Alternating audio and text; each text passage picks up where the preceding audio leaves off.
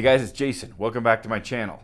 Today I've got the Moz 7. It's the latest 7-inch or 7.5-inch FPV drone from GepRC, and this thing is huge. It's beautifully designed and it flies amazing, assuming you've got it set up correctly.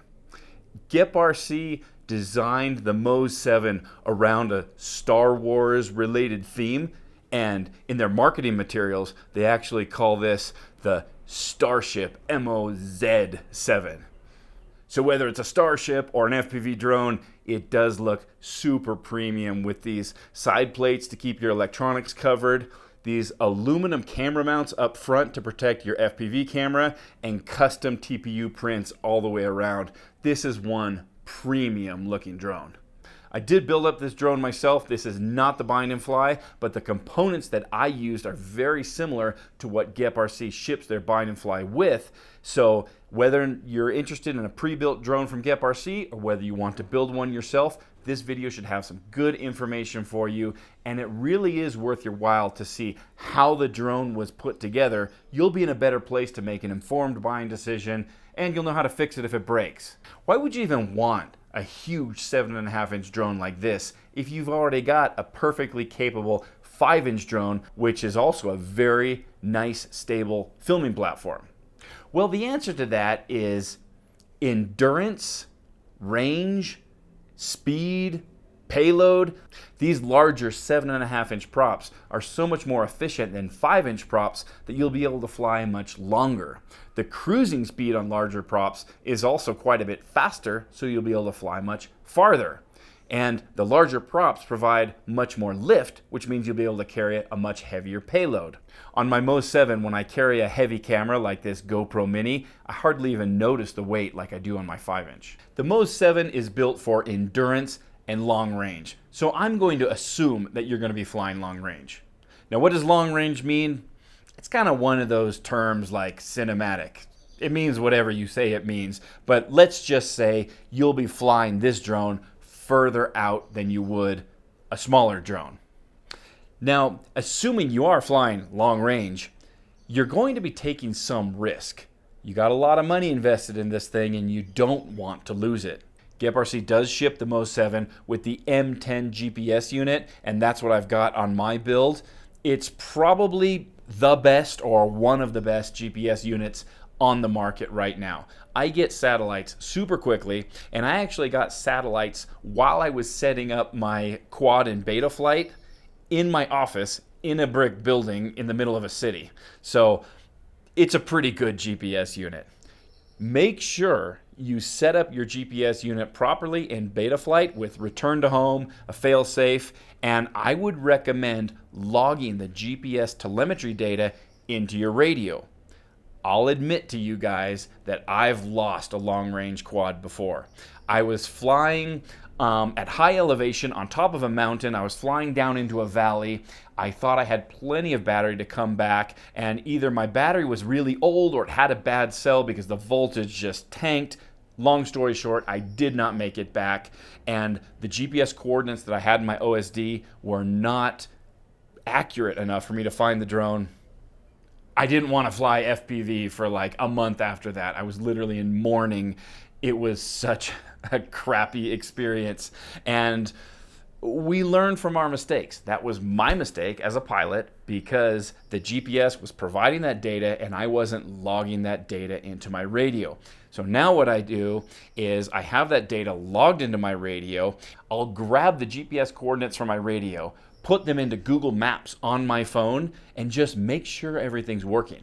I literally practice lost drone fire drills because I've got a lot invested in this build and I am not losing this drone.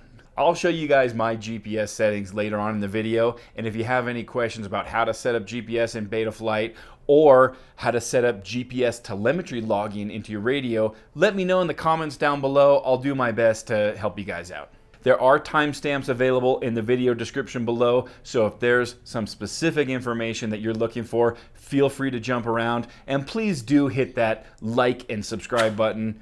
It really helps me out and I appreciate it. Thanks. Here's what the GepRC Moz 7 frame kit looks like in the box. Here's what the Moz 7 frame kit looks like outside of the box. This frame kit is super complete. They include 4 battery straps, 2 different sizes, and 2 different battery pads. So you have a lot of flexibility when it comes to mounting your batteries. I did get the M10 GPS unit and these long Momota antennas. Those do not come with the frame kit. I bought those separately. And here's what the Moz 7 looks like after it's been built. This frame has some really cool design features which will allow it to take just about any sort of FPV system you can imagine. First of all, these camera plates here, even though they're designed for the DJI O3 camera, you can flip these TPU inserts around and it'll accommodate 19 by 19 millimeter cameras. And for electronics, you have loads of flexibility to mount just about any sort of electronics you would want to. You have holes for 2 30 by 30 millimeter stacks, but you also have holes for 25 by 25 millimeter or 20 by 20 millimeter stacks. And there's actually 1, 2, 3 different sets of 20 by 20 millimeter holes. And on top, you have additional 20 by 20 millimeter mounting holes right here. So this is one of the most flexible frames I've ever looked at. And what's very cool about that is it means that if you want to build this up with an analog system, do it. Walksnail, DJI O3, you can literally build this frame up any way you want to. The Moz 7 is a dead cat design, which means you won't get props in view of your FPV camera or your action camera footage. And it is designed for up to 7.5 inch props. The wheelbase is 320 millimeters, and to put that in perspective, the iFlight Chimera is 327. If we compare the Moz 7 to the Chimera 7, the Chimera 7 has a thinner body section. It has a 2 millimeter top plate instead of 3 millimeters. It uses carbon instead of aluminum for the camera mount. It has thinner straight arms instead of the curved arms on the Moz 7, and it's going to be in general lighter and more agile in the air than the Moz 7, but the Moz 7 is going to be much more robust. Assuming you use all the parts that GepRC includes in the Moz 7 frame kit, you're looking at just shy of 358 grams. Mine comes in at 357.5. The Chimera 7 frame weighs in at 319 grams with all of the same accessories included. Now this frame is heavy, but it's extremely beefy. GepRC has designed this frame to run huge motors and monster batteries in order to get those 30-minute flight times they advertise on the product page. Now it is possible to do a lighter weight build with this frame if you want to, by leaving out some of the components that are more for aesthetics than actual function. These TPU landing feet, you could use something like these foam landing feet, which get the job done and weigh nothing. You do have the option of putting your Moz 7 on a diet by getting rid of these plastic side plates and these TPU landing feet, and it's going to fly a little bit better and a little bit longer, all else being equal. Now let's get this drone built up. And this is what the Moz 7 looks like after it's been built up.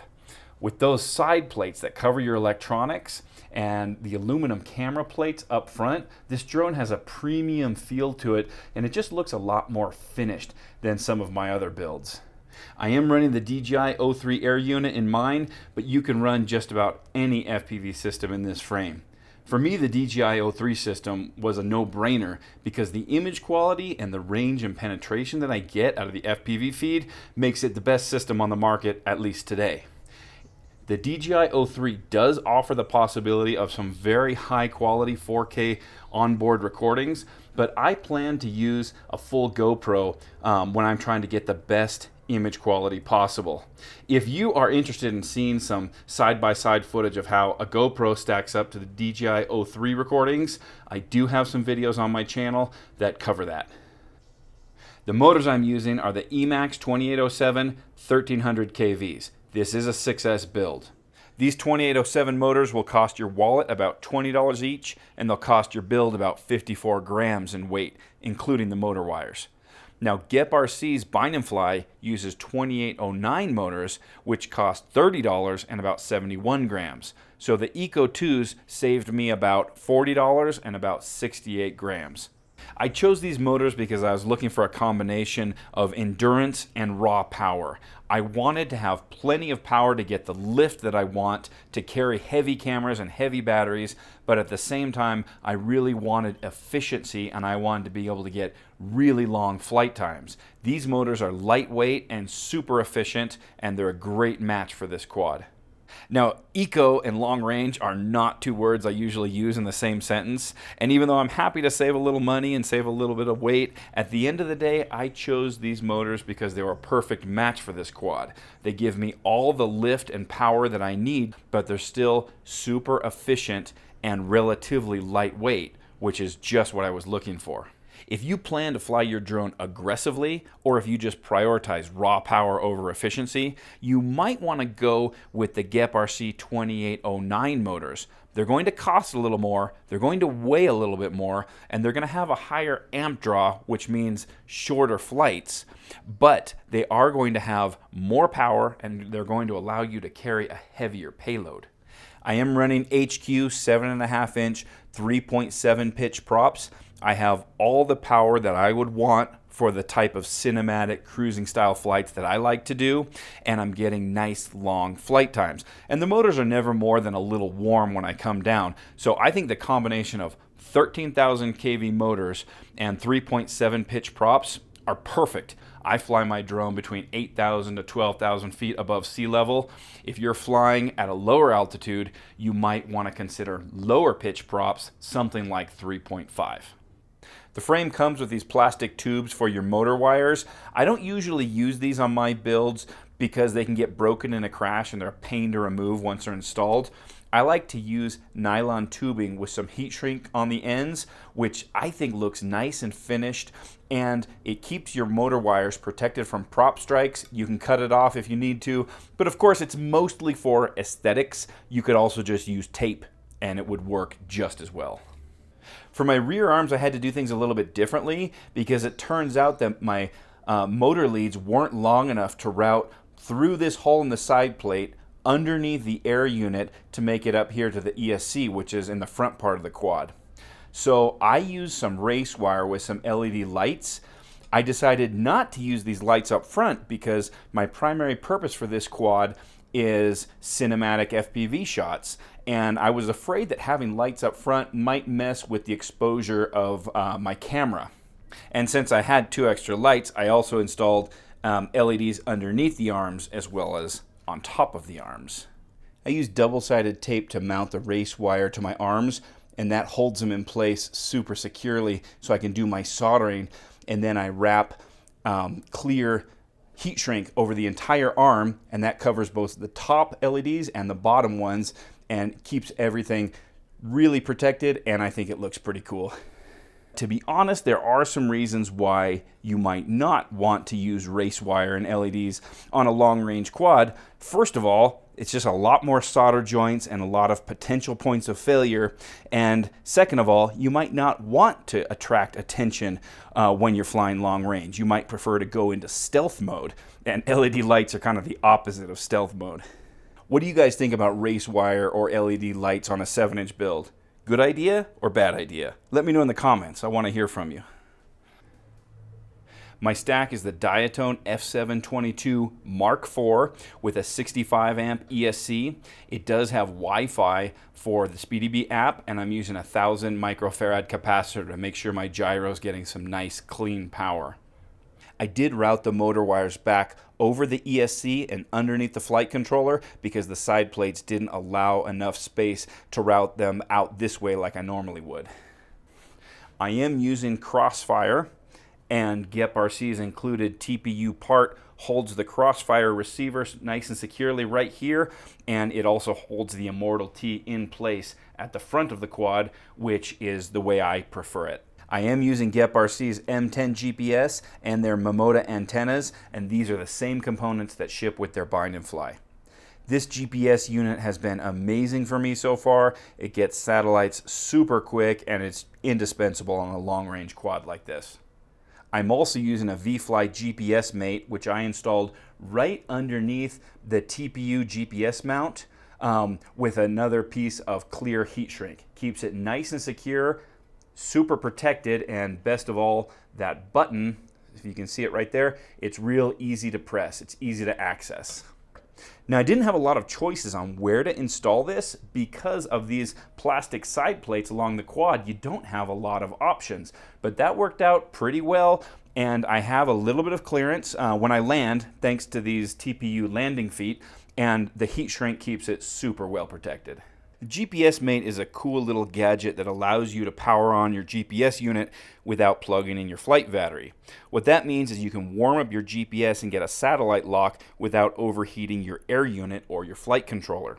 This is probably more important with older GPS units, which took a lot longer to get satellites, but I think it's still worthwhile in a build that has these sidewalls because those electronics can get super toasty inside those sidewalls.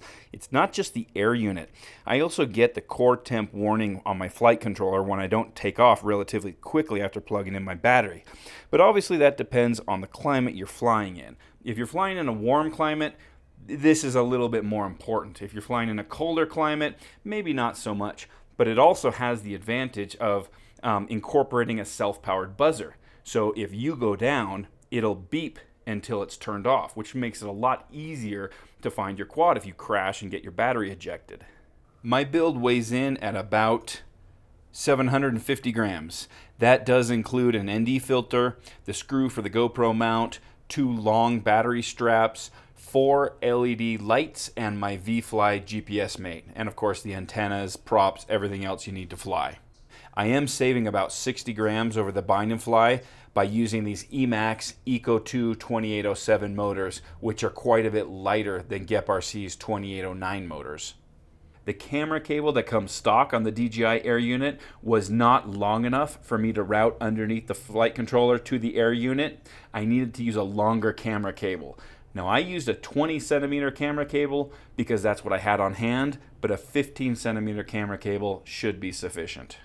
All my wires are routed underneath the Air unit, which keeps everything nice and clean and protected. These side plates have some very convenient access points for your electronics. You have a rubber gasket covering your USB on your flight controller. And for your Air unit, a single screw will allow you to access the bind button on one side or the USB port and SD card on the other side. All right, you guys, let's talk about batteries for a minute. If you're interested in getting the longest flight times possible, you really want to invest in some of GepRC's huge capacity long range packs. They have LiPos up to 5,600 milliamps and lithium ion packs up to 8,000 milliamps. Now those packs are a little bit expensive, but they're designed specifically for this quad and some of their other large format long range quads, and they'll get you up to 30 minutes of flight time, which is insane. I don't own any of those packs. I do have some 6S packs up to 2,200 milliamps, and I've got loads of 6S packs here for my 5-inch quads. And so for me, the most practical option is to double them up. Using a parallel adapter, I'm able to run 2 1,500 milliamp packs that I already have for my 5-inch quads. I can run these together with a parallel adapter to give me a 3,000 milliamp pack. Or I can run these 1,800 milliamp packs. 2 of these in parallel will give me 3,600 milliamps. Now, running these packs in parallel, I can easily get 8 or 9 minutes on a 3,000 milliamp 6S, or 10, 11 minutes on a 3,600 milliamp 6S, or even longer than that, as much as 15 minutes on a 5,000 milliamp 6S lithium ion pack. Your mileage may vary because I fly very conservatively. I'm easy on the throttle and I don't squeeze the last milliamp out of my pack. I do land before I run them all the way down. And I also live at altitude. I live in the Ecuadorian Andes Mountains and I fly my quads between 8 and 12,000 feet in altitude, so your mileage may vary a little bit. If you do want to try to run 2 smaller packs in parallel like I'm doing, you might want to pick up some longer battery straps. I don't know if you can tell, but I'm actually using a double battery strap. I'm using one as an extension because the straps that you get in your Moz 7 kit are not designed to run double batteries, and they're just not long enough. Depending on the size and shape of your batteries, you may be able to run one in front of the other like this, as long as you have a nice long parallel cable. I can do that with some batteries, but some are too long and they'll interfere with my GoPro. I also printed up a dual battery holder made for the Chimera 7 by XM2 Store. The top plate of the Chimera 7 is much thinner than the Mose 7, so an adapter like this is required. But I usually just mount my batteries sideways with a rubber band to keep the balance leads safe from the props. You may want to try other options depending on the sizes and shapes of your batteries. GPS is essential on a large quad like this since you're bound to find yourself flying pretty far out. There are a few things that GPS can really be good for. First, GPS will provide useful data in your OSD, like speed, altitude, distance flown, distance from home, and direction home. If you ever fly in foggy conditions or at night, you will quickly realize how handy this is. Second, GPS Rescue will allow your drone to fly home or towards home automatically. Now, if you're new to FPV, remember that GPS Rescue is not like return to home with a Mavic drone, but it will provide a certain degree of autonomous flight back in your general direction if you lose video, if you have a fail-safe or get stung by a bee or whatever. And in many cases, that's enough to allow you to regain control of your drone. But what if you crash or your battery dies on you? If you log the GPS telemetry data into your radio, it could be the difference between finding your drone or not. Since this video is focused on the Mose 7 and it's already super long, I can't do a full GPS setup tutorial here. But I will totally do that if there's interest, so let me know in the comments if you would like me to make a video like that. For the purposes of this video, I'm going to assume you have a working GPS unit on your quad and a receiver like Crossfire or ELRS with working telemetry. If you don't, check out Oscar Liang's amazing FPV blog. He has some great information there. Here's how I set up GPS on my quad. When I plug into Betaflight, I make sure GPS is recognized. You might have to plug in a battery into your quad for the GPS to be powered. This is one of those times when the V-Fly GPS mate really comes in handy. If your GPS still isn't recognized in Betaflight, you may need to enable GPS under the correct UART in the Ports tab or enable GPS under the Configuration tab. If it still isn't recognized, check the GPS settings against the manufacturer's documentation and make sure it's been wired to your flight controller correctly. Under the OSD tab, I enable all the GPS related settings I want, such as latitude and longitude, home direction, speed, distance flown, etc. I usually just copy and paste my OSD settings from my other quads because I like the OSD to look the same. Then I set up GPS Rescue on a switch in my radio. Make sure it's not a switch you're likely to activate by accident. Then under the Failsafe tab, I select GPS Rescue. I do change minimum distance to home. I make it closer so that I can test that GPS Rescue is working without being super far away. I also set minimum satellites to 6. More satellites are more precise, but it might take longer to acquire in some locations. I also allow arming without GPS fix. This just allows you to take off without the minimum number of satellites if you want to. I set altitude to maximum altitude, and this means that when you activate GPS Rescue, the quad will fly up to the maximum altitude that you reached during that flight.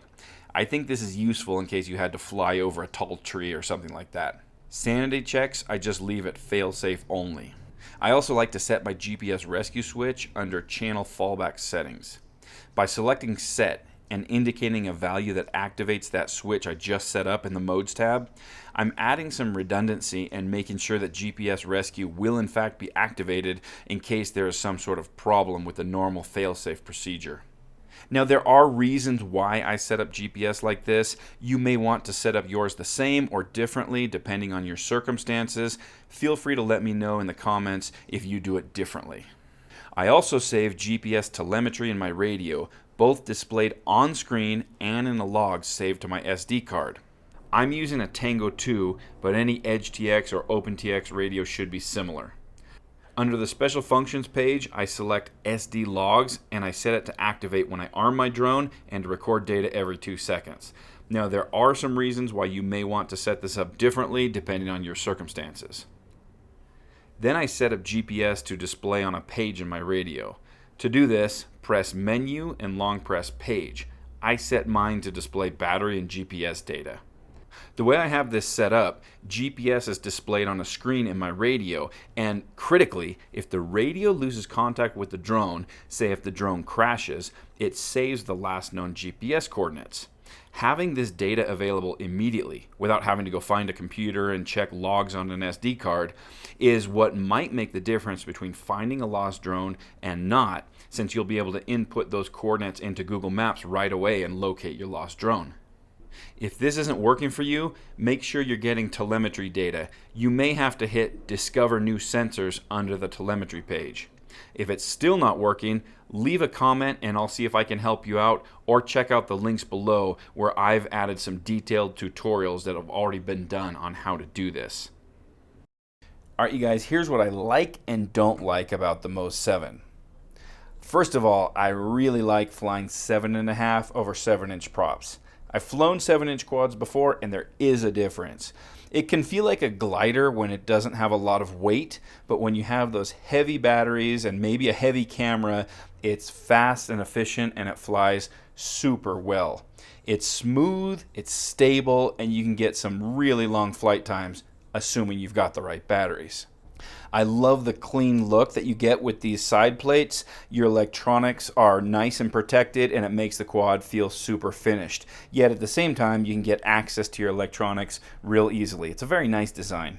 Another thing that I've gotten used to is I always grab my quads like this, and it is nice to be able to grab onto those side plates instead of something like the stack or some of your other electronics. The heat sink for the DJI O3 Air unit is another nice touch. It keeps your Air unit nice and cool, even though it's enclosed in these side plates and completely protected. I also really like this captured XT60. It keeps your battery lead routed right down the middle of the quad and away from the props, and it's nice and clean. I also really like this GoPro mount. It uses a carbon plate to cover the TPU so you can cinch down those screws nice and tight without the risk of them pulling through the soft TPU. It's one of those things that once you see it, you think, why didn't anyone else do this?